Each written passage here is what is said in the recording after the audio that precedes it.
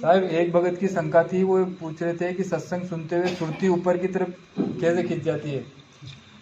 देखो ऐसा होता है कि सूरत कहीं बंधी नहीं हुई है, पहले ये समझ लो।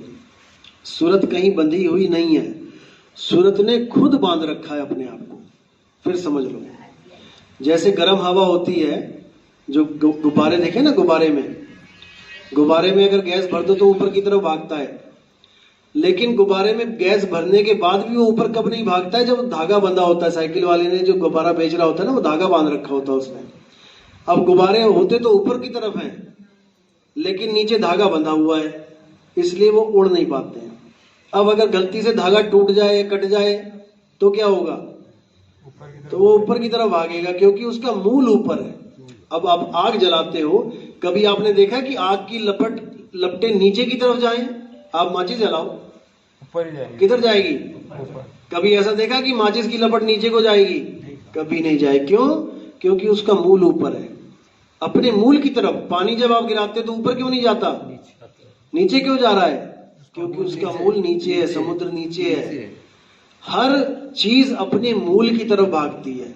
हमारे सत्संग सुन के सूरत को समझ में आ जाता है कि उसने इस बॉडी को पकड़ रखा है, और हमारे सत्संग सुनते सुनते सुनते सुनते वो इस शरीर को छोड़ना शुरू कर देती है अपने आप, और फिर रुकती नहीं है, फिर ऐसे चलती है ऊपर की तरफ। और आदमी कहता है, बंदा कहता है, ये क्या हो रहा है मेरे साथ?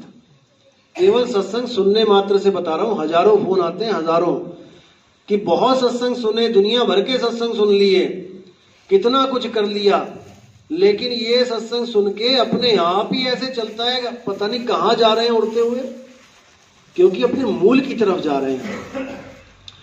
बंधन यही है कि हमने पकड़ रखा है शरीर को। साहिब कह रहे, नलनी के सुगना तोहे कौन पकड़ी। नलनी होता है पाइप, और सुगना होता है तोता। तोते के पास पंख हैं, लेकिन वो पंख यूज नहीं कर पा रहा है, वो पाइप को पकड़ के उल्टा लटक गया है, और उसको बहेलिया आगे पकड़ लेता है, क्योंकि उसने पाइप को पकड़ लिया है, और वो सोच रहा है कि पाइप ने मुझे पकड़ लिया।